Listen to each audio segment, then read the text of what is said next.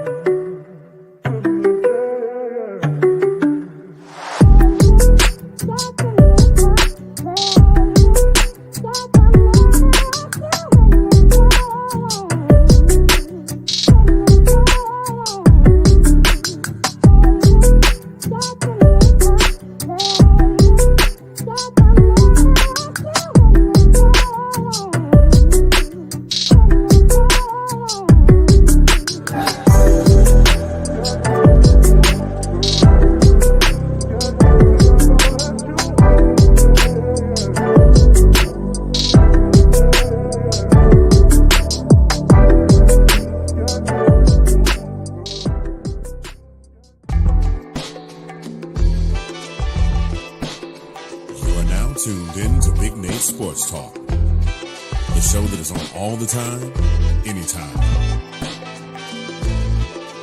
And now, ladies and gentlemen, the next big thing, the latest up-and-coming sports journalist, your host, Nathan Snell. Thank you, Mr. Anthony Handy, for that wonderful introduction. Good afternoon, ladies and gentlemen. It's been about a month since you last saw me. This is episode number 381. Before we get into that, there's a few things I want to say up front. Over the next several days, you will see some cosmetic changes to the podcast. Some of that is with the help of Anthony Handy. So you might see some things change as we also getting ready for the NFL season, college football, and college basketball. Episode number 380 will also be uploaded. That was well over a month ago with Brendan Potts. Speaking of which, let's bring him on right now.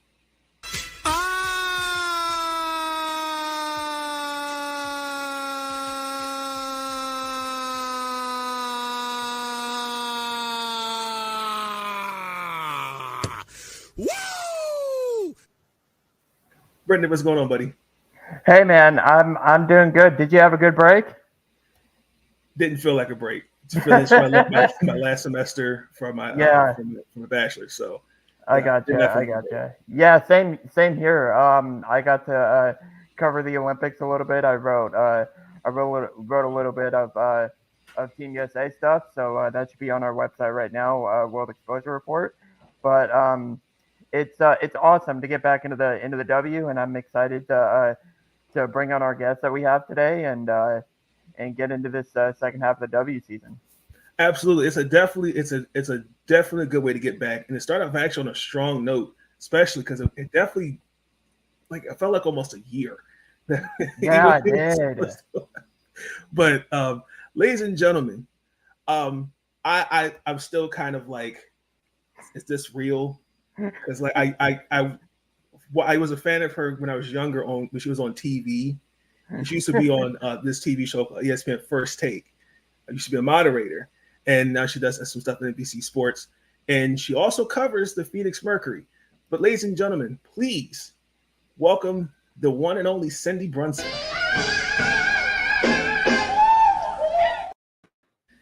Good afternoon, Cindy. How you doing?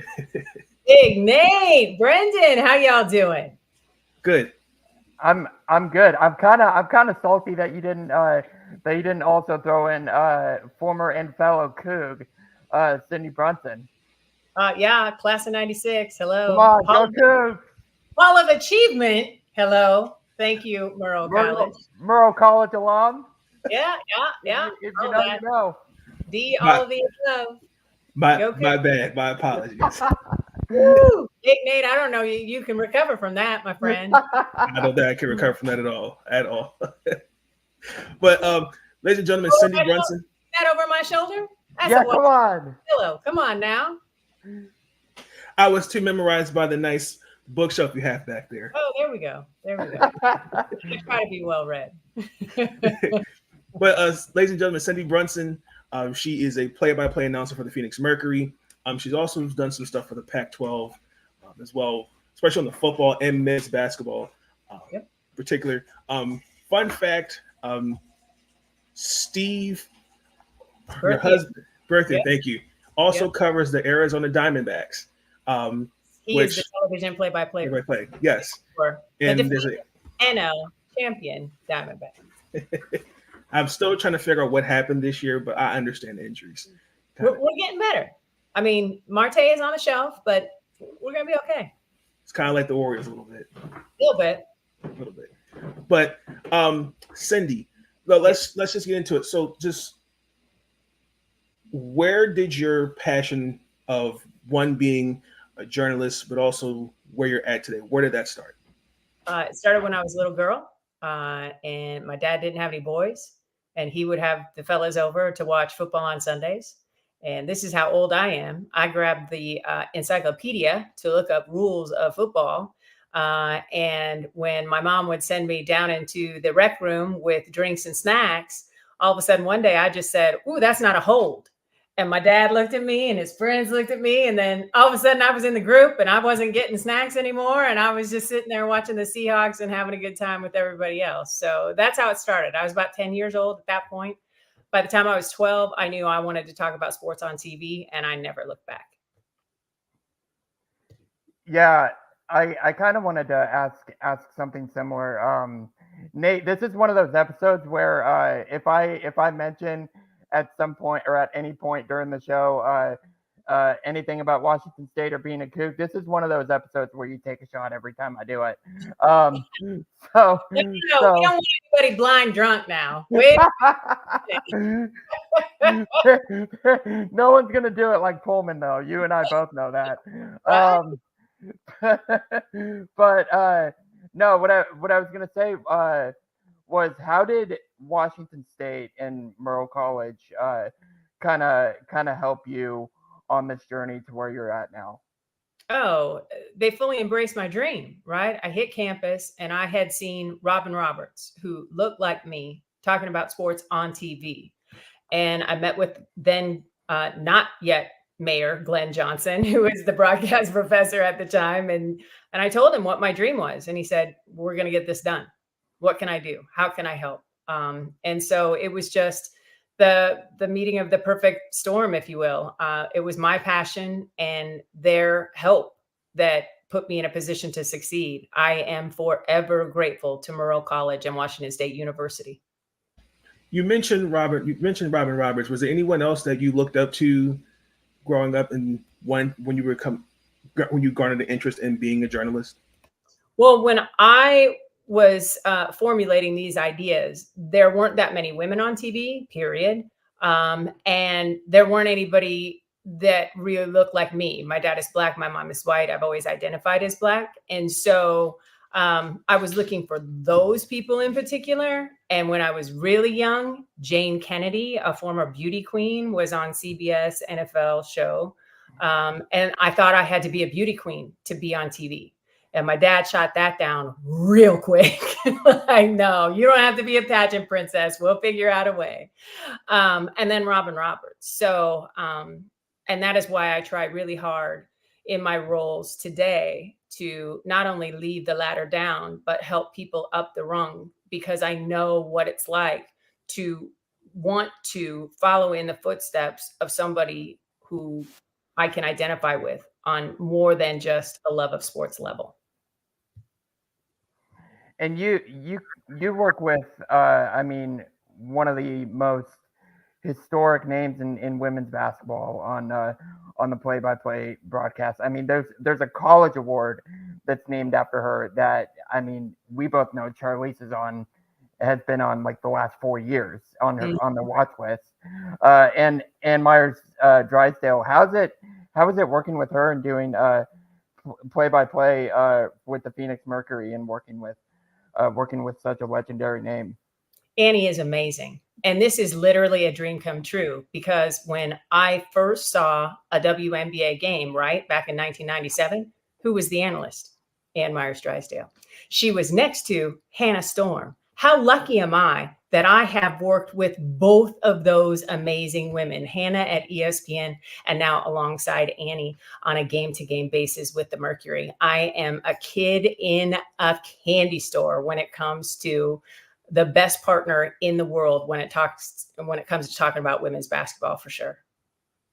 When you look, is there any advice you could give to those that are aspiring to get into this field of journalism? Be Yes. right. Be right. Journalism in terms of beat writing, sports analysts. Yeah. Be correct. You don't have to be first, but be correct. And if you aren't correct, give yourself grace and get it right the next time. You're not going to be perfect every single time you open your mouth because you're a human being. You're not a robot. But do your due diligence and do your homework, especially with WNBA fans now. We have a whole new group because for the first time in forever, we are having promotion that is matching the excellence of the product.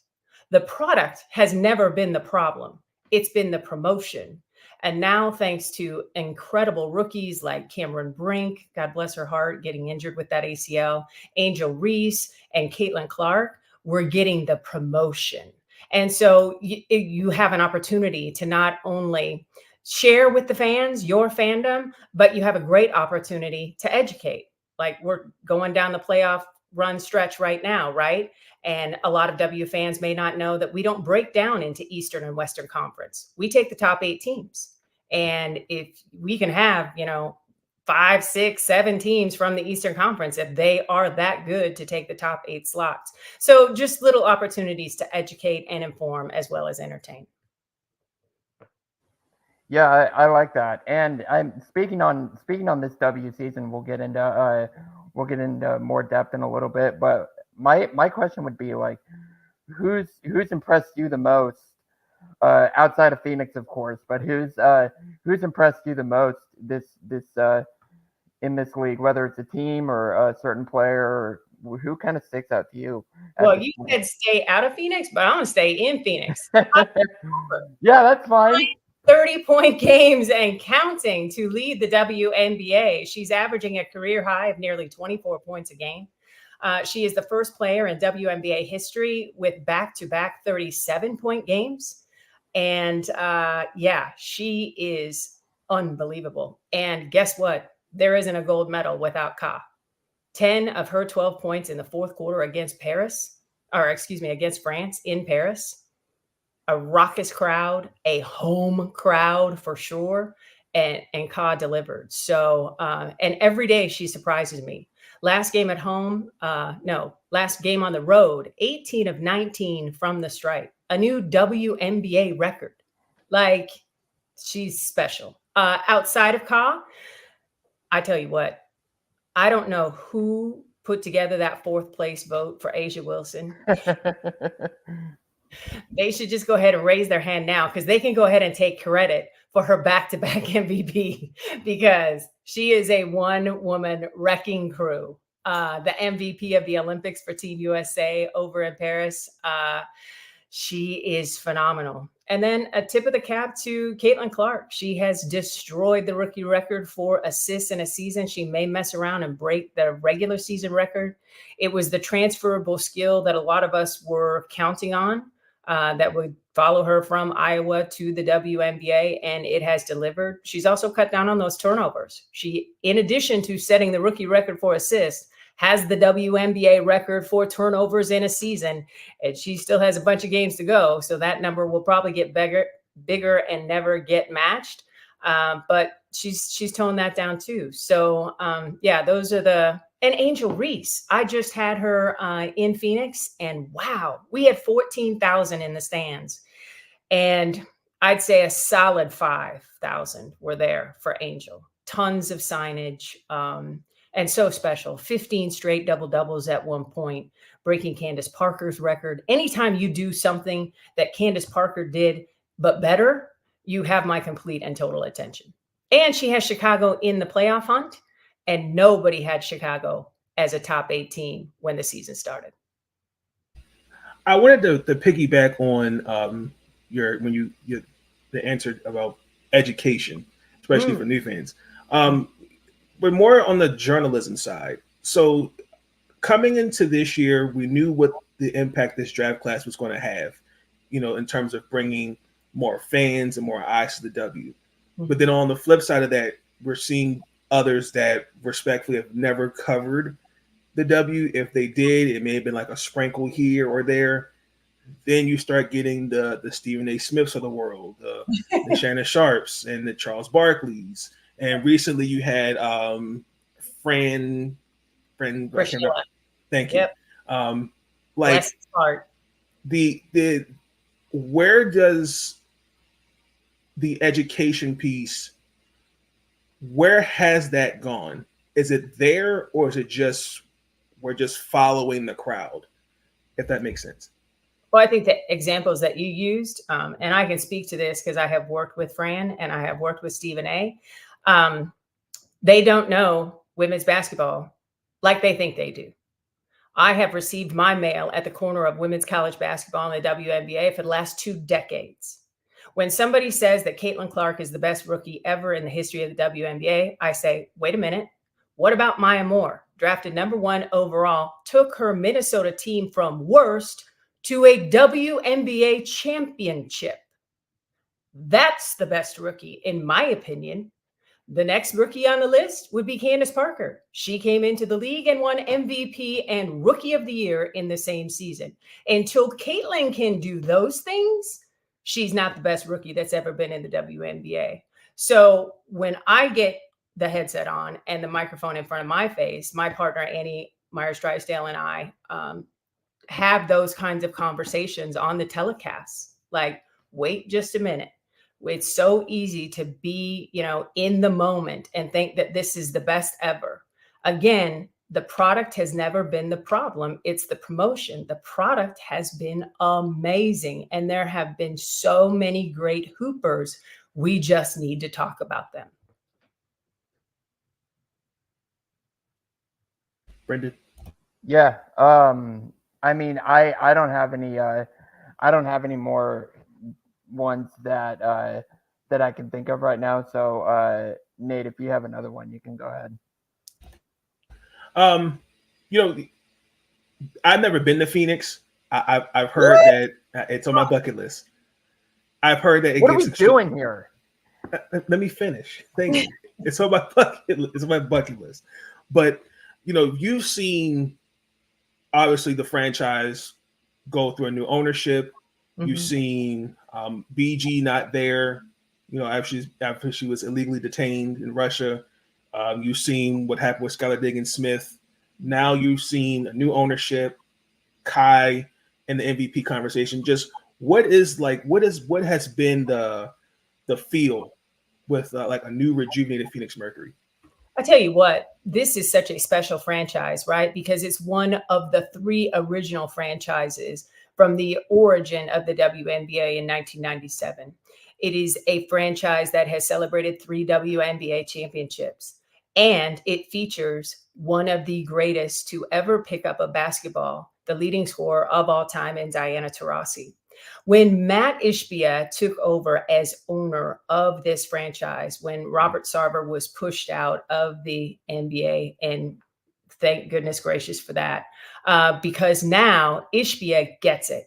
And he didn't need to be swept up in the momentum of the moment. He understood that the product was already good, because when he was at Michigan State playing for Tom Izzo, Diana Taurasi was hooping at UConn. And as hoopers, they connected. And so when Ishbia got here and took the reins, his priority was always Mercury and Suns, not Suns and Mercury. As a result, we got the WNBA All-Star back in town for the first time in 10 years. We have a brand new 58,000 square foot practice facility with a $100 million price tag that was got done and completed ahead of schedule, no less, and 2 practice courts that celebrate Taurasi. So it has just been a whirlwind of change, all in the positive, and all with the mindset of we're only doing what should have always been done. 2 more. And my Athletes Unlimited, because you also you commentate with the great Cheryl Swoops. How did that come about? I just the luck of the draw. They were putting the league together, and they had to ask the athletes who they would like to have as commentators. And the folks who were in charge of the league at that time reached out to me, asked me if I wanted to do it. And they said, "You're going to work with Cheryl Swoops." I could not say yes fast enough. And it has been amazing. We're looking ahead to season 4. And through the first 3 seasons, we've seen a lot of player development. It's an opportunity for women to stay stateside and not have to go play internationally, play in front of their friends and families, and just get better. It's where I really got to know a player like Kelsey Mitchell. We see her exploding now and getting talked about now, again, because of the promotion. But I've seen this young woman grind and get better and, cut out carbs and lose 20 pounds and even get faster and just become this wrecking ball on the floor. And a lot of that started in Athletes Unlimited because she just got more burn, more time. And it's a player-run league. So more players from the league were pouring into her and giving her confidence and giving her a green light. And so what you're seeing with Indiana, I saw those seeds planted 3 years ago, and it's so cool to be a part of. Athletes Unlimited put me in the pro women's basketball space, gave me an opportunity to submit tape to the Phoenix Mercury. Hey, I can do this. So I will be forever grateful to Athletes Unlimited. I love that. And just to follow up on that, this new league, Unrivaled. Yeah. Starting January 25, it'll run 10 weeks. Okay. Now, spearheading that is a couple of great Connecticut players, and Brianna Stewart and Nafisa Collier. Gino Ariema is a huge investor. They're going to play 3-on-3, and it's a modified 3x3, if you will. They will play 50 feet wide like a regular basketball court, but instead of 94 feet, only 60 feet. So they'll get up and down, but not as up and down as we're used to seeing. So right.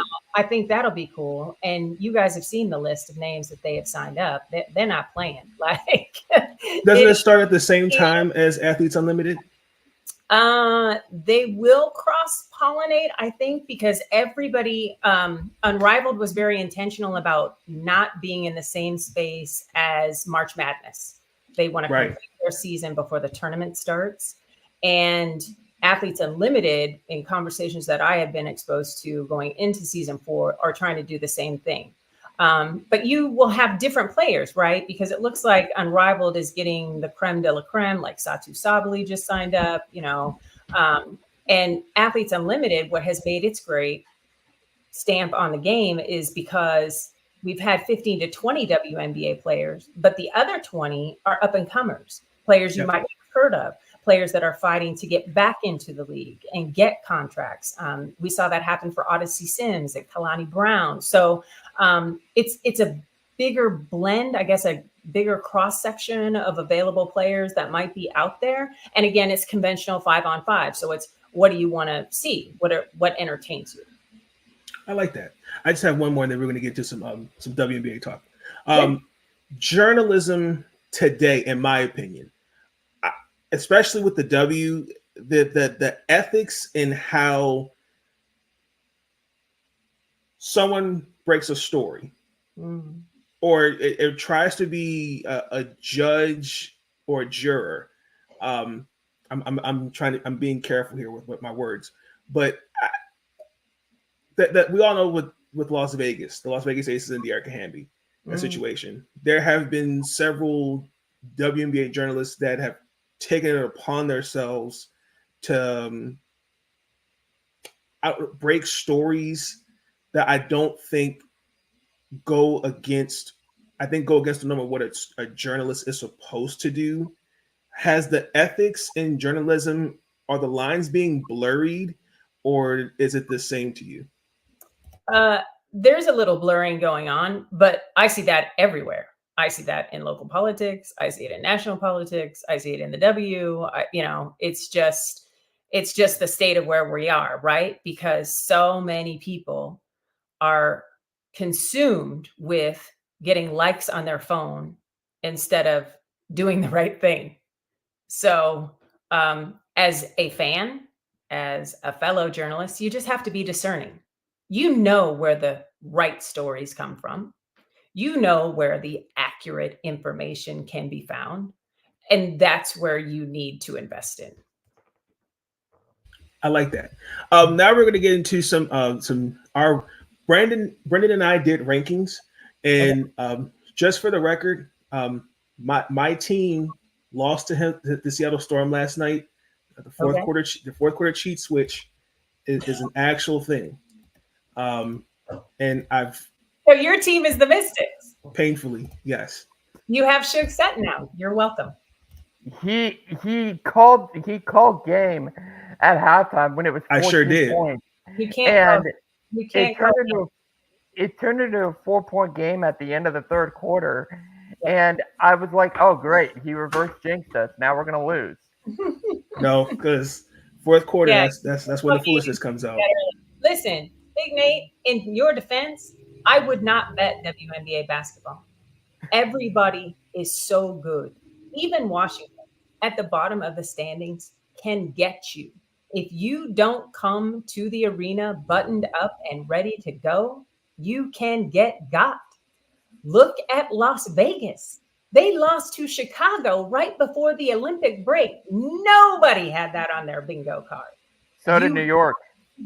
Yes, you have to be ready. We had 9 players last night, Ms. Brunson. I know. But you guys are in the, what is it, the Pukey for Page deal? Like, you got a plan. You have a plan. They're amassing draft picks. Paige Beckers is looking very, very good. She'll be the 6th number 1 draft pick out of the University of Connecticut, by far the most of any other school. Brenden, help me, please. I mean, speaking of investors for the 3v3 tournament, Paige Beckers is a big one. Because she's hooping for Connecticut, right? Is she just signed on as a future player? I don't think so. I think she's just a coach for that particular league. From a say, because I think her and Flage are doing that was for overtime. I think that was for overtime. Oh, okay, yeah, because they should be playing for LSU and Connecticut respectively. So because this is their last years, respectively. Yeah. No, I think Flage has another year. Yeah, but she won't use it. That's true. That's true. So this was our week 11 rankings. Brenden, I'll give you. I'm sorry, Brenden, go ahead. My apologies. Yeah, I mean. My rankings are based off of the games since we've came back from break, and I'm glad that we have you on because I have a theory about the Phoenix Mercury that I'm not sure everybody else has, but I think they can come up with if I explain it. Mm-hmm. I think, and I wrote about this too in another article that I have out. I firmly believe Brittany Griner is the most important player on the floor for Phoenix, and the theory came to me when Seattle played them the 2 times. One game I was actually at. They played without Brittany Griner, and then the other game I watched, it was in Phoenix, and they played with BG, and the games were completely different. And you run with this theory for so long, and then you watch it in the All-Star game and Team USA, and it's the same thing. She not only could be the most important player on the Phoenix Mercury, she could be the most important player in the W. And what I mean by that is I feel like when she's on the floor, she controls the whole game. When she's on the floor, she's easily the tallest player on the floor. So her teammates naturally pass the ball to her in the post because she's got the mismatch. But with Phoenix, at least with so many shooters, she can pass out to them, and they're going to be wide open because she's getting double teamed in the post. So I wanted to ask if you and the other people of Phoenix thought the same way that I do. I totally agree with you. I would argue that I think our guard play is more important to take advantage of the height and power that we have in the paint when BG is on the floor. We won games and put up a lot of points when we didn't have Griner on the floor for the first 10 games out with that broken toe. But she definitely is the fulcrum. I love that you have Phoenix fourth. I want top four. It would be nice to have the X Factor, have some home court in the playoffs. I like that a lot. I agree with both of you. New York looks really, really good and so deep. I mean, when you can pull a Kennedy Burke off the bench or Kayla Thornton to give you length, you're not even missing Benija Laney right now. Yep. You're not missing Sabrina Ionescu, who had to sit out again. Like, that is scary. The next team that got really good by doing nothing except for getting Gabby to say yes and sign on the dotted line is the Seattle Storm. Williams and all of that athleticism to play position 1, 2, 3, or 4 is going to join the team by the start of next week. And that is a game changer. If I'm Connecticut, I'm worried about, can I score enough points to keep up with the teams ahead of me? And if I'm Las Vegas, who has ground to make up to get into the top 4, I'm worried about competing with Minnesota and Seattle because of all the size. Maisha Hines-Allen now with left Washington, now with that Minnesota Lynx team. The moves that have been made at the trade deadline are huge. And I know that hurts you, Big Nate. MHA is a big part of what was going right for Washington. But that is, you may watch her celebrate in the WNBA finals as a result, because she's exactly what the Lynx need. A big bruiser who can play the 3, 4, 5, who can shoot, who can rebound, and she doesn't need to touch the basketball. She doesn't need to have a play drawn up for her to get that. Go ahead, Brenden. Yeah, I'm glad you brought up Seattle, because the reason I don't have them higher is just based off of what they've done so far since the break has ended. I mean, it's no secret they've started out slow, but there's still plenty of season left, and they've got a good spot in the standings. 4 or 5. I know I've said it a bunch, but home court advantage, especially for Seattle. You talk about the X factor. Seattle's another home court advantage that's completely game changing. So getting home court advantage is huge. But other than that, like it's no big deal to me. But you were absolutely correct. Getting Gabby Williams is huge, and it's big also because of the familiarity with the system, with what Noah Quinn runs. It adds more depth. I think Jordan Horston is going to move to that 6th player role, and I think it gives her an opportunity to learn more. And I mean, I think I wrote about Jordan Horston last week, and I feel like the ceiling that she has, it could be a little higher, but I think the ceiling that Jordan Horston has is Gabby Williams. And what a role model, right?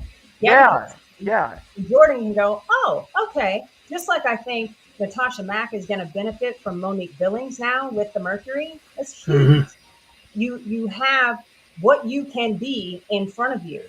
And let's not forget, credit to Seattle for getting that practice facility done, because how attractive of a sell was it for Gabby? Again, like New York was even in the running for her, guys.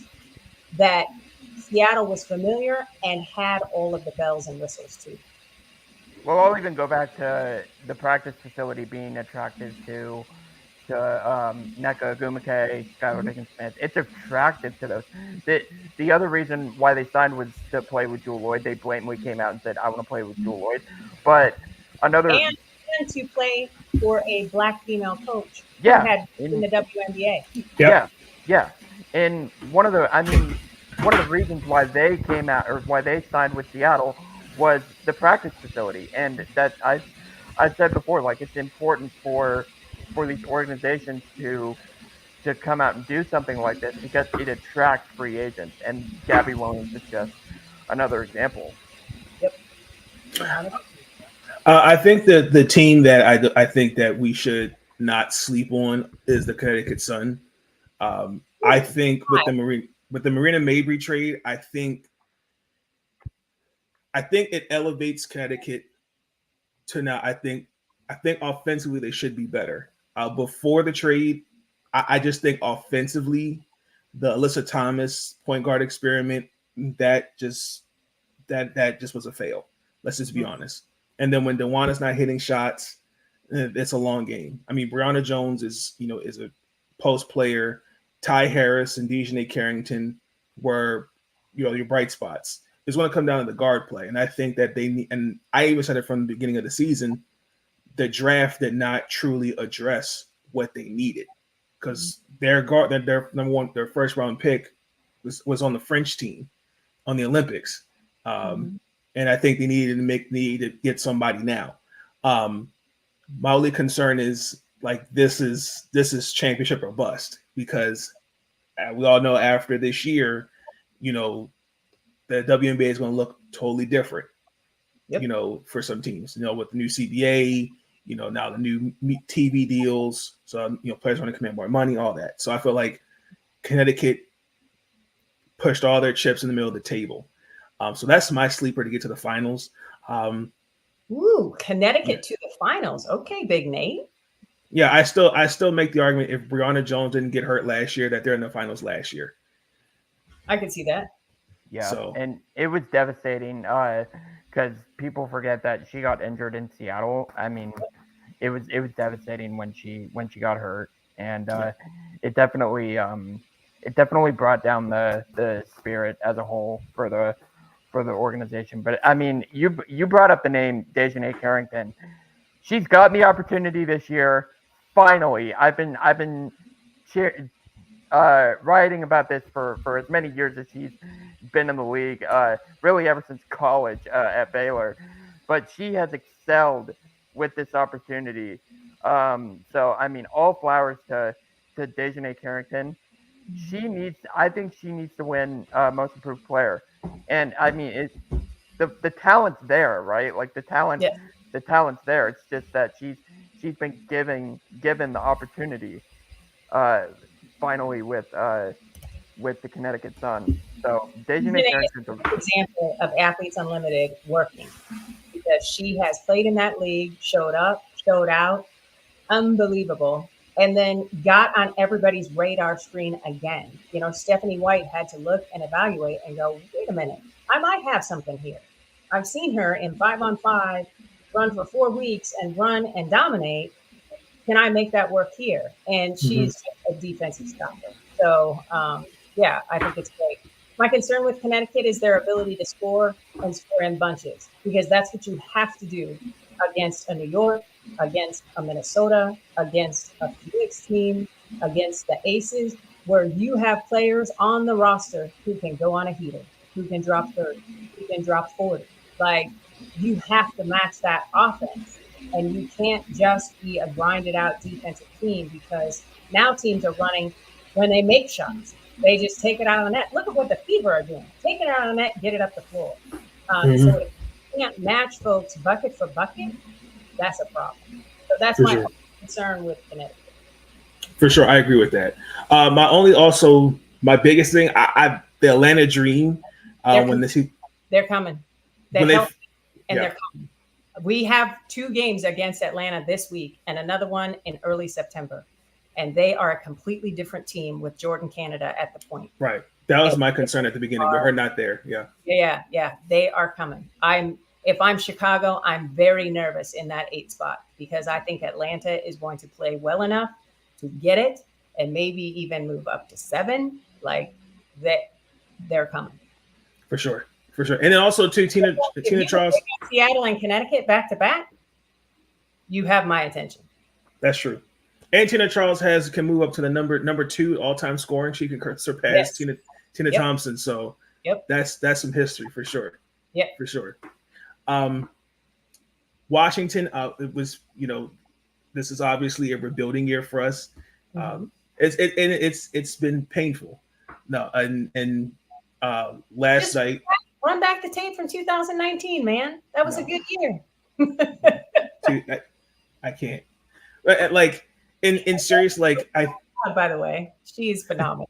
For sure. It's like I already knew this was the way this season was going to be. I already knew it was. I didn't expect it to look like this. Like, for me, like the example, like Ariel Atkins is putting together a quiet, great season for sure. But for me, I've always looked at her as a number 3 option because she plays better when there's a Brittany Sykes, when there was Elena Deladon. You guys got Natasha Cloud. She plays better because the defense is not focusing on her. Yeah. When you don't have Brittany Sykes, when you don't have Shakira Austin, heck, you didn't, Carly Samuelson. You didn't have Maisha out there for a little bit. Yeah. You're just putting together a lot of pieces. So credit to Eric, though. That team competes. They do. There's so many young pieces that I love. Emily Inksler, another Athletes Unlimited. Love her. Absolutely phenomenal. Just a beast on the boards, can shoot. She's a 3-level scorer.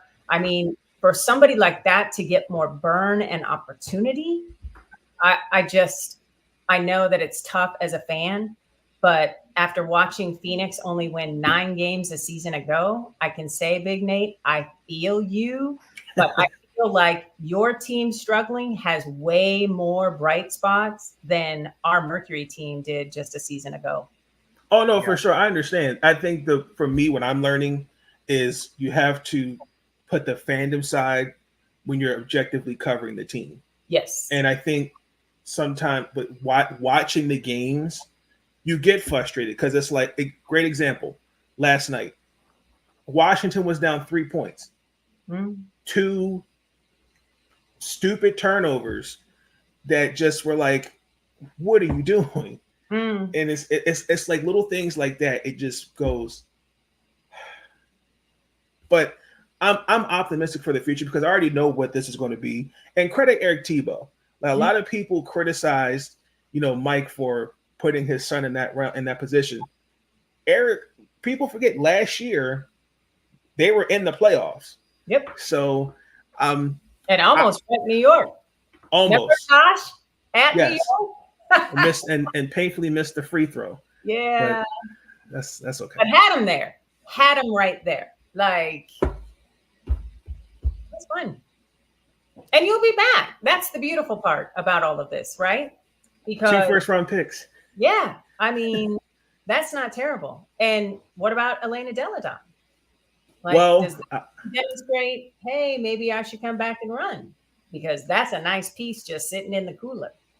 I agree, but the biggest thing for me is I think she wants to be in a situation where she wants to be with a winner.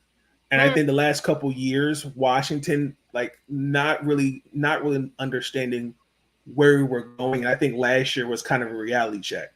Like, she used to be 33, 34 this year. She's obviously, we all know her back injury. Right. And then, some people taking that and making fun of it. Like, I think she even herself had to kind of realize, like, because she was given the choice. She could sign the max, she could seek a trade or not play.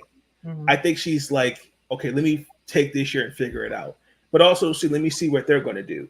Yeah. I think next year is a fresh start for the Mystics, because personally, I think they need a point guard and they need a wing player. Paige Beckers. No. Cheyenne Sellers. You don't want Paige Beckers to be your point guard? Cheyenne Sellers from the University of Maryland. He's a Terp. Oh, okay, hometown. He's a Terp. Okay, I got you. Should have had it. We should have drafted Angel Reese, but I love Aaliyah Edwards. I love Aaliyah. Edwards is nice. Yes, he's got a ton of upside. A ton. Sure. I'll say this out loud. I would love to see Elena Deladon in Phoenix. I'll gladly give you Elena Deladon for our future first round pick. I don't think you have to give. I think she's out of contractual time, right? I think she's Actually, done. she will be a free agent. Yes. Yeah. Unrestricted too. Yeah. That's how Gabby Williams avoided the prioritization clause too, which was smart, by the way. Yes. Well, she said that she wouldn't come and didn't want to risk being cored. So that was smart on her part. Because I mean, there's going to be more to play for next year, right? The Valkyries will be in play. They're set up in Oakland. They've got the training facility that the Warriors left behind. Like, they're going to be set up nice. We'll have the Toronto franchise the following season. So more opportunities for sure. And to your point, Big Nate, about that new TV deal and the money that will come as a result of that, it's about to be real fun in the WNBA. How do you feel about that? You've seen we're getting 2 expansion teams, and then also at the same time, it's like I don't know. It just feels weird because it's obviously we know now that there's more fandom, the more eyes of the league. It's more money. It gets kind of expensive to get to the games and go cover games. Like, do we see at some point kind of being priced out in a sense? No. I just think that's the cost of doing business, right? If you cover the NBA, that's expensive. If you cover the NFL, that's expensive. This is big time professional sports. It should feel and cost like big time sports. I think we are just finally catching up. Again, it's never been the product. It's always been the promotion. And the promotion is finally meeting these elite athletes where they are. And I think it's fantastic. And I hate that teams can't even afford to carry a full roster of 12 players. So the fact that we're going to have more teams for more roster spots for the best league for women's basketball in the world, I'm over the moon happy. I think it's great. I for sure agree with that. Brenden? Yeah, and I wanted to ask a question similar to that. I'm kind of upset and still kind of salty from All-Star Weekend that I didn't get to ask the commissioner about this, but when I was given the opportunity. But I wanted to ask about a potential franchise in Portland, Oregon. Do you think that's a real possibility still? Because there's been some talks about it, and then they've completely shut down, and then the commissioners kind of came out and said there's going to be 30 teams there's going to be 16 teams by 2028 or 2030. So it's just natural to think that Portland's a possibility at this point, right? I think Portland could be in the mix. I know their financial structure wasn't quite where it needed to be, which is why Toronto swept in. I looked to Boston as well. TD Garden did a nice job entertaining that. Great job. That looked special.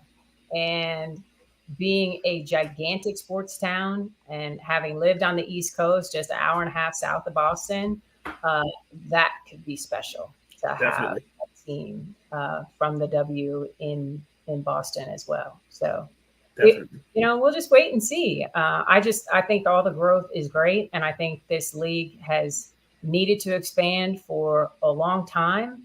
And credit to Kathy working with NBA Commissioner Adam Silver, doing their due diligence, getting things in a row that they needed to handle. First, taking care of the charter situation. Now Delta Airlines is the official charter of the WNBA. Yes. Like, those kind of things had to get sorted before you could have the growth, right? You can't put the cart in front of the horse. So I know it feels like it's taking forever for fans today and fans that have been there since day one, but it's happening, and that's what needs to be celebrated.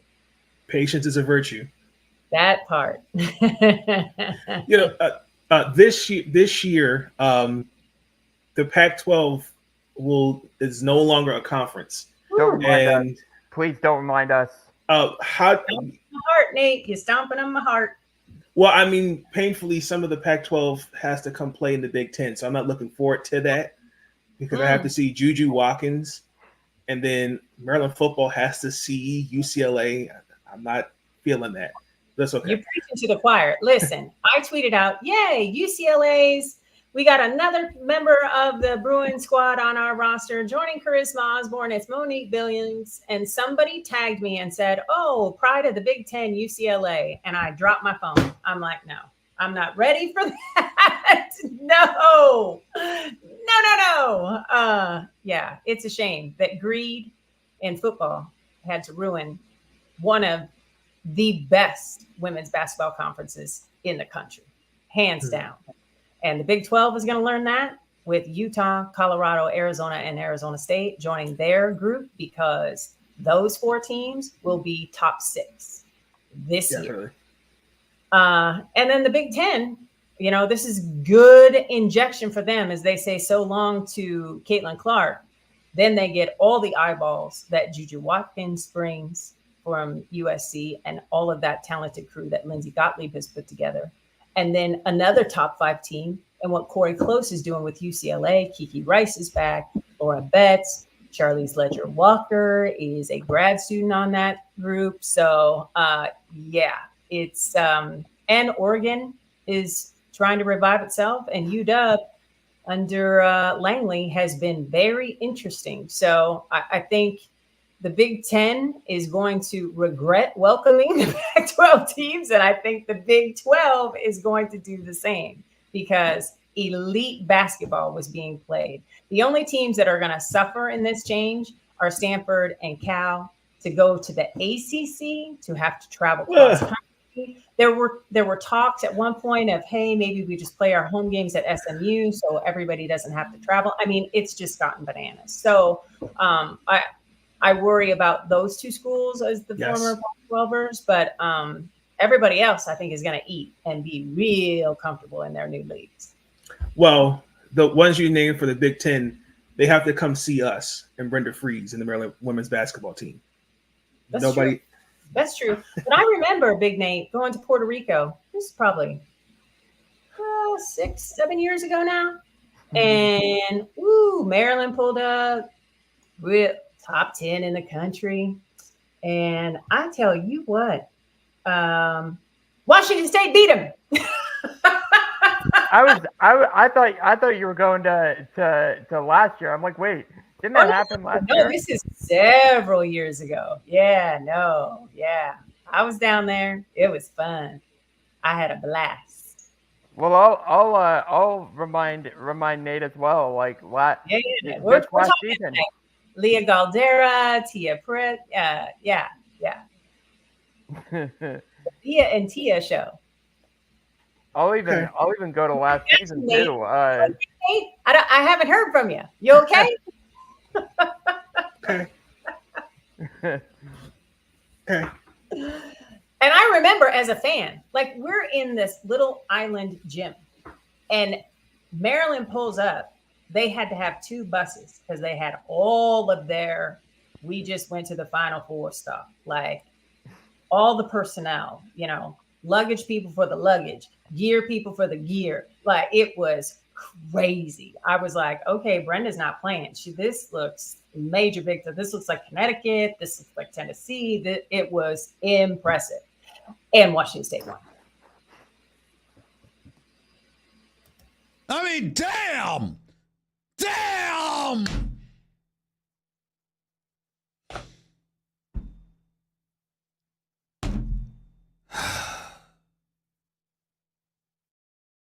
I'm going to get y'all for that. Okay.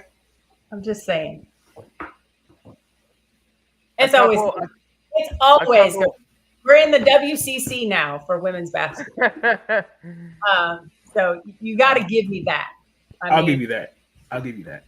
Thank you. A couple of episodes ago, we had a guest on, and at the end of the episode, Nate dubbed us honorary Maryland Terrapins, and I go, no, I'm a Coug through and through. Even with the Pac-12, he said, with the Pac-12 in disarray, he goes, you're both honorary Maryland Terrapins. I'm like, no, I'm a Coug through. So the closest I'll get to Maryland is supporting Charlize in the Big Ten. That's the closest I'll get to them. But well, keep an eye on Maryland because I'm good friends with Pam Ward, and she's a Terp. Scott Van Pelt, also a famous Terp, one of the greatest guys to work with that I ran across at ESPN. So I love them from afar. I get what they do. Big Nate, answer me this. Yes, ma'am. Why hasn't Brenda been able to get to a Final Four and cut down nets since Jeff Walls left? Well, okay. Well, a couple of things. Number one, we were right there personally a couple years ago, and then we lost to Stanford. Yeah. I wasn't expecting some players I will not name to transfer. Since then, we have been kind of rebuilding. Now, this year, after painfully losing to Iowa State and Audie Crooks, which I still have not. She's special. You know, she reminds me of Brianna Jones. Oh, I can see that. I would go Courtney Harris, but I feel you. Yep. I think because I'm gonna be honest, last year was,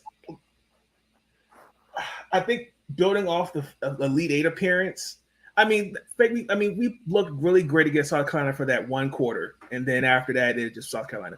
But last year, personally, like it just was stale. I mean, then Brene is a great shooter. There are times I just wish she was utilized more. The Lavender Briggs, she got hurt.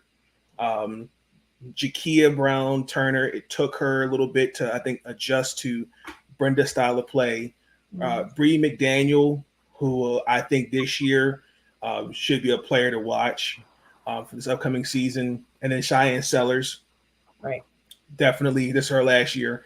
And then I think what she did in the transfer portal, she got some dogs. Again, DeBerry from UConn. Yep. Oh my gosh, I'm gonna say Sydney Hoffenberger. Getting her, she was big. I do think we're going to regret letting Hawa DeBoye transfer to Virginia. I'm not a fan of that. I wish we would have got her to stay. But I think we'll be okay. We got the size. It's now just putting it all together. I think this team can make a Final Four run. It just really all depends on how bad they want. And I think this team is motivated. But I wasn't expecting some highly touted players after losing to the Stanford in the 12th hour of the night to just say, I'm transferring. So. Welcome to NIL. Painfully. Painfully. I mean, I love it for the players. I love the opportunity. But I think as a coach, that has to be a nightmare. And see, that's another thing too. Like Maryland, when you compare it to other schools like a USC, UCLA, UConn, like Maryland, respectfully, is like a top 15, top 20 school. And also too, like Maryland, it's not a bad school at all. I think from an academic standpoint, it's highly touted. Like you got to have a 3.0 to even just to transfer.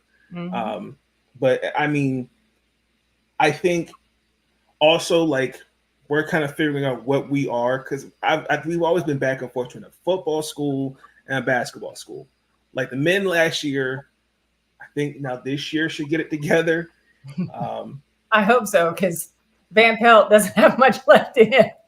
Well, if you look, all his teams when he was at Seton Hall were built like that. Yeah. After maybe the 5th year ish, then that's when they got better. But the football team will be fine. But the women, I think, especially now, I think the Big Ten outside of Ohio State, I think is open for anybody to proclaim. And I think Maryland's motivated after last year. I think they're a little bit outside of USC, UCLA, and Ohio State. Those are 3 teams I'm not afraid of. Okay. Well, you just said Ohio State. I was like, please don't forget the LAs. The LAs are going to be at the top of the table. I know Kiki Rice and Juju Watkins. They're going to bring it every night. Yeah, exactly. So yeah. I know it's going to be a bloodbath. So yeah. My last question for you, Cindy, is what is your why?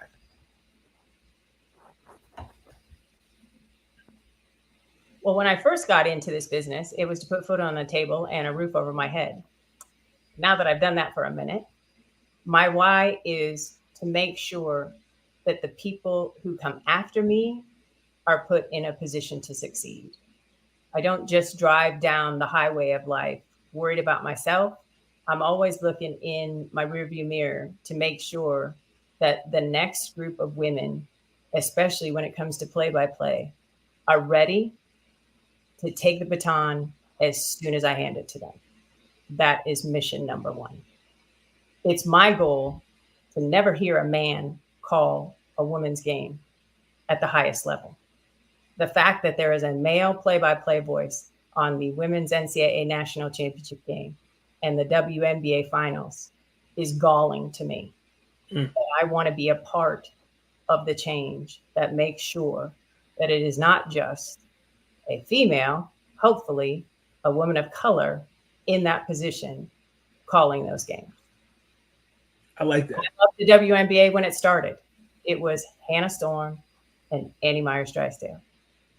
And I want it to get back to that. For sure. And just for the record, there are a plethora of Black women, Christy Winter Scott, great analyst. Tarika Foster Bradsby. She's also getting into the play-by-play game. Yep. Andrea Carter, Janae Gumake. Analysts. I could go. The list can go on and on and on. Ari Chambers. Ari Chambers. Thank you. On ESPN. Yep. So, and then obviously, you've led. I think, and I'll say this: you've paved the way for them to be where they're at today is because of you. So we definitely, I would like to give you your flowers for that. Oh, that's really kind. I'm trying. And I'm not ready to pass the baton yet. I would like to get a few more paychecks and have some more fun and see some more of the seismic change that has happened in the last couple of years. I want to see that continue, and I want to see the wave grow, right? I feel like this season in particular has kind of had a tsunami feel to it. Now I just want it to be consistent. All right, here we go. The arenas are full. I'm spoiled in Phoenix with the X Factor. We had the worst record in the league, and we were number 2 in attendance. Like, that's how 10 toes down, ride or die this fan base is. Mm-hmm. And I just want other teams' fan bases to come correct in that fashion. I want to see Atlanta get in a bigger facility again. I want to see Dallas, they're moving in 2026. I want to see that happen. Washington going to the Capital One Arena. Exactly. Gone are the days where we have to minimize so the crowds don't look too small. I think that stuff is behind us. And so I just want everybody else to level up. I like that. What the Phoenix Mercury have an upcoming game? What is your outlook on that? We got 2 games this week against Atlanta. One tonight as we record here on Wednesday, August 21st, and then one on Friday on ION, national television game, 4:30 Pacific. I'm nervous about these 2 games because, like I said, Atlanta is coming. They're healthy. Jordan Canada is a game changer, another product of Athletes Unlimited. In addition to being so schooled coming out of UCLA, she is a force to be reckoned with. And the whole team looks different and how the ball is moving with her at the point. After those 2 games, then it's a 5-game homestand. And then we're really going to see where Phoenix is going to finish in this. Are they going to move above 6? Are they going to keep Indiana behind them? Because we were unable to beat the Fever this season, I don't want them ahead of us because then they would have home court. Again, the WNBA playoffs, it isn't East-West, it's top 8. So you might, depending on where they finish, have to go play there. I don't want that to happen. So it's going to be a furious finish to determine, when it comes to September 19th and the final game of the regular season of who all is where in those bottom 5, 6, 7, 8 spots. I think Connecticut moves out of the top 4. I think Seattle moves in. And so, yeah, I know. I see those big eyes, Big Nate. Connecticut out the top 4? Wow. Yeah, I think it's going to be New York. I think it's going to be Minnesota. Definitely Seattle. And I would not put it past Las Vegas to play their way up into that 4th spot. I could see that. As long as we don't get a first-round matchup with Vegas, I'm sure all of us. You want a first-round matchup with Vegas, though, because you can get them when they're not quite ready. Yep. Once they get past watch but out. At the same time, the regular season or the playoffs are a completely different beast from the regular season, and I think if anybody knows that, it's Vegas or New York. Yeah, but New York is playing with house money, right? Yes. They know they're good enough to steal the deal. They just didn't get it done last year. Mm-hmm. Vegas is playing with all the pressure. I would want to play Vegas. They've got that 3-peat anvil on their shoulders. They are trying to be the first franchise since the Houston Comets to do that. And that's a lot. And this is not the same Vegas team. That bench is completely different. I don't know. It's not materialized at all. Yeah, no. Megan Gustafson, I love her to death. She is not a good fit in Las Vegas. Nope. And WNBA is all about fit. She was a great fit in Phoenix. New management comes in. They don't see what we saw for the last couple of seasons. And then she becomes a free agent. Now she's with Vegas. She's not getting very much burn. We're not seeing Kate Martin come into games hardly at all. It's all being held down by the All-Stars and Olympians at the top, which they're elite. And let's say it out loud. Chelsea Gray isn't 100%. We saw she's that not. in Paris. And until she can level up and get to what we saw the last 2 seasons, this is what you're going to get. Yeah, it's shaky. It's real shaky. And then on top of that, too, like this is what happens when your roster's top heavy with what you've paid. Because then I kind of question, well, what was the signing of Tiffany Hayes for? Don't get me wrong, great player, but it's like there could have been some better decision with the free agents, but yeah, and they didn't have to, like, they could roll the dice and draft Kate Martin, right? Because they were 2-time defending champions. Sure, we can use a roster spot on this person that nobody thought would get drafted. Like, sure, no problem. There's 33 draftees, only 13 make teams. If you'd have told me Kate Martin was going to be one of them, when I watched her play at Iowa and called a game back in February, I would have been like, maybe training camp, but to make a roster? So, yeah, kind of wild. Yep. I agree. Brenden, any final thoughts? No, I just speaking with Seattle, I think why Sydney is so high on Seattle is the finished product could very much be the ceiling for Seattle. I've always thought all season the Storm have played games like a championship. Like I've come out of games that they played and said, this team can win a championship without Gabby Williams. I've said this team can win a championship. There are some games where I haven't seen that, but for the most part, I've seen this team and said, this team can win a championship. Now you add Gabby Williams, just let it materialize. And I completely understand where you're coming from, Cindy, when you say Seattle can sneak into that top or can get into that top 4 and be a contender. Let us see the product with Gabby Williams, and it could very much be a championship contender. I do. You just forget to play through NECA every now and again. Right. She had 15 first quarter points against Washington, and I don't think she touched the ball again until the end of the fourth quarter. I was like, what are we doing? Yeah, explain that, Brenden. Oh my gosh. I was throwing stuff at my TV. I'm like, NECA is there. What are you doing? Yeah, it's kind of been an issue with I mean, the coaching has definitely been an issue to start the second half of the break. I mean, the Washington game is an example with NECA. The rotations. I mean, we all love Lexi Hole. She's a great player. She's Mhm. I believe she's another product of Athletes Unlimited and Spokane native. But the way she got hot, it's the same play that they drew up on offense that you didn't have any game plan for on defense, or that you looked like you didn't know how to stop it essentially. And when you do that, that's what I'm saying. Like, let the product figure itself out with the addition of Gabby Williams, because whether we like it or not, it's going to take some time to materialize. But when it materializes, it's going to look really damn good. So hopefully it gets figured out in time before the playoffs.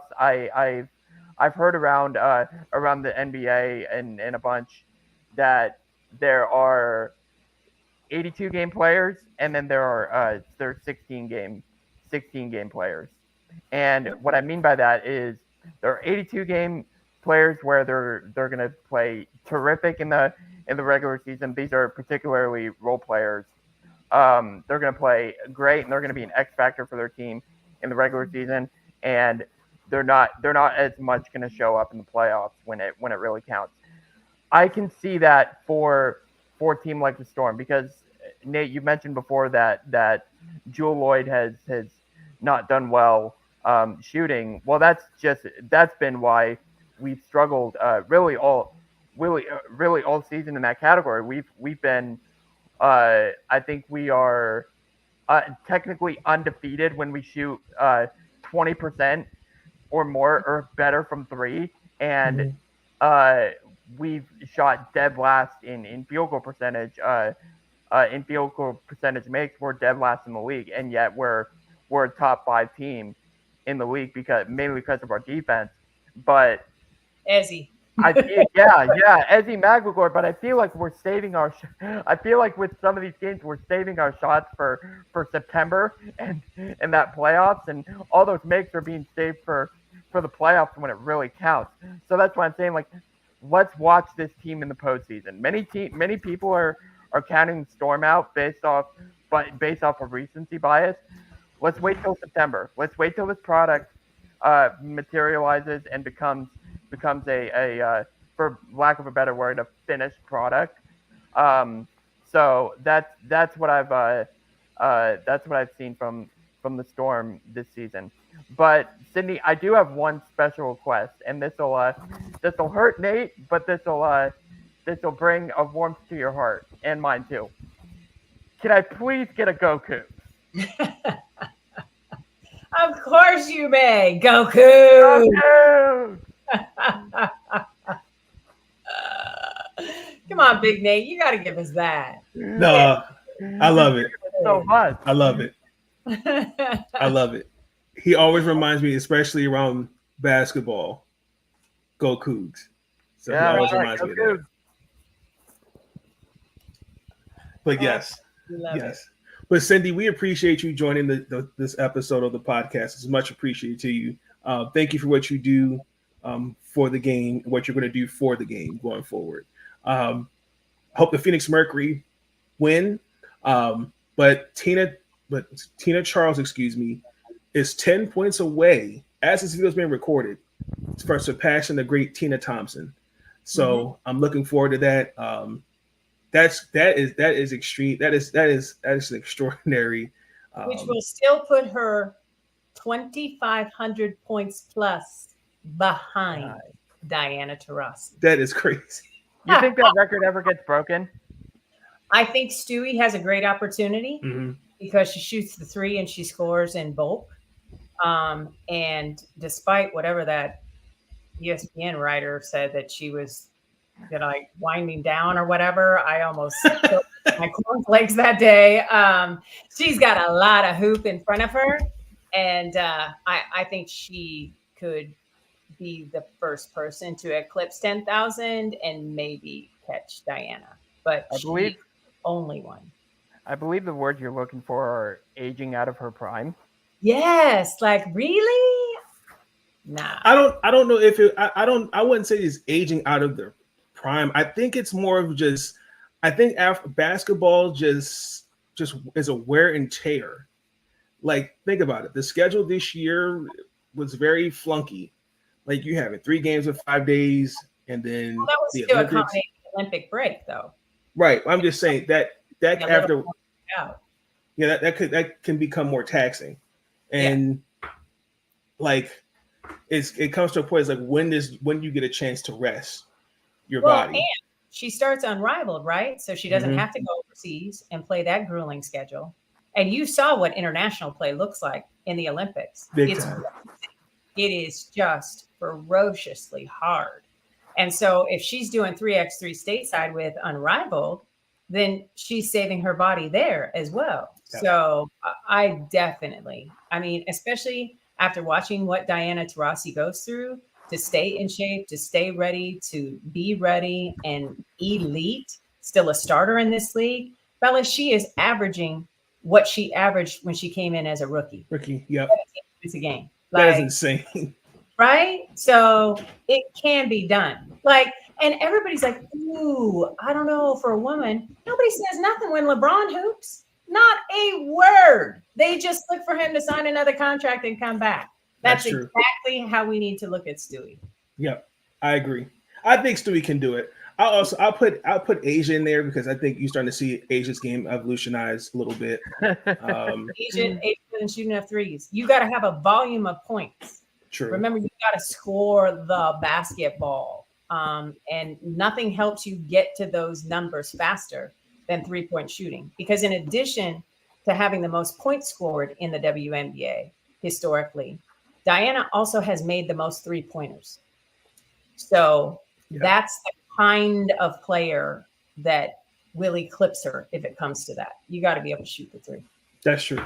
I'm glad that you brought up 3-point shooting, but you didn't bring up a guard because many people are when DT broke that record, and coming into the year after DT broke the record, or eclipsed 10,000, many people are going to say Caitlin Clark's going to do it. That's the easiest answer, right? Besides Brianna Stewart or Asia Wilson, but consistently enough.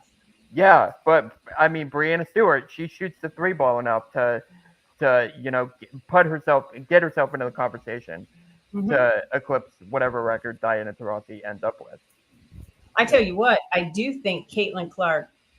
You know what? First, Sabrina Ionescu, and then Caitlin Clark have the opportunity to be an MVP in this league as a guard for the first time since 2009 when Diana won it. Yeah, that's possible. I can see that. I can definitely see that. Definitely. Yeah. I think like this year, like Sabrina this year. Fantastic. I like give me this like Sabrina next year. Definitely a top 2 MVP candidate. Yeah. Listen, I think she's in the MVP conversation this season. Oh, for sure. For sure. But yeah, to your point, because will Sloot come back? Who knows? But it will definitely be her PG1 role, right? Yeah. So then we'll get to see that in full flower, and it'll be awesome. Yeah. Because remember, before she got hurt when she was drafted number 1 overall in 2020, she hit the ground running. And it was only the injury that stopped her. Yep, so all of these records that Caitlin is getting, I think she would be breaking Sabrina's records had Sabrina been able to hoop that first season. Yep. That's also, too, that's another thing to mention. The injuries this year have been something. I think it was like, I saw a stat on X. It was like 120 knee injuries. Yeah. And I was like, how? As a female anatomy, our hips create this weird torque on our knees. Having had 3 reconstructive surgeries on my left knee, I feel like I could take an orthopedic exam and possibly pass it. But yeah, it's all about the torque, the way we move, and the disposition of hips. That we're just not built well to cut side to side like we need to in basketball. That's why you see the ACLs in soccer and basketball at just a rampant rate. Definitely. But also, too, I think a lot of it also speaks on from 13 to when you get into college, just being treated like professional athletes, like AAU, all those things. I mean, it's sports period that really needs. To your point, the grinding in one sport, not being multi-sport, where you're building different muscle groups to support your different body parts. Everybody gets so sport specific so young. You're just abusing the same joints in the same way over and over and over. Yeah, that's true. Yeah, most definitely. But Cindy, we're gonna let you go because we know we gotta get ready for the game. Best luck, Phoenix Mercury. Kai Copper is my MVP candidate. Yes. And as you guys are taking care of Natasha very well. Yeah. And then there's just the Mystics. You guys there's always next year. Listen, I'll give you one of our first round picks for next year for Kai Copper. Nice try. No, thank you. No. But you can go ahead and tell Elena Deladon that Phoenix is West, and we are ready. That's true. I do know she prefers it. I do know when she first came to DC, she mentioned she wanted to be closer to her sister that has special needs. So I guess I'm not sure if she's still that's still being something taken into consideration, whatever she wants to do. So I would just love to see her and Tosh reconnect. And I know absolutely. The bells and whistles of the practice facility and top tier treatment for players is a big deal for her as well. So putting it out into the ether. Brenden, really quick before we go, is there anything that's happening on the World Exposure Report?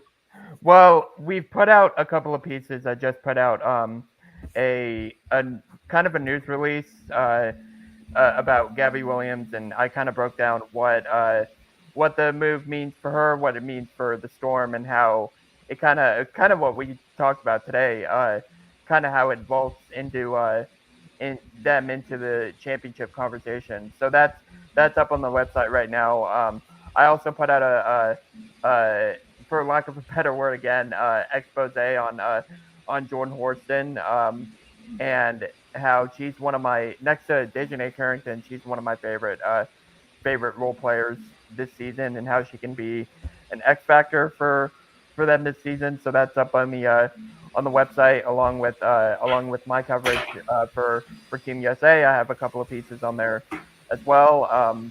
Also, I covered a post game report for Australia and France. Their last playing game. I did that as well. So that's on the website as well.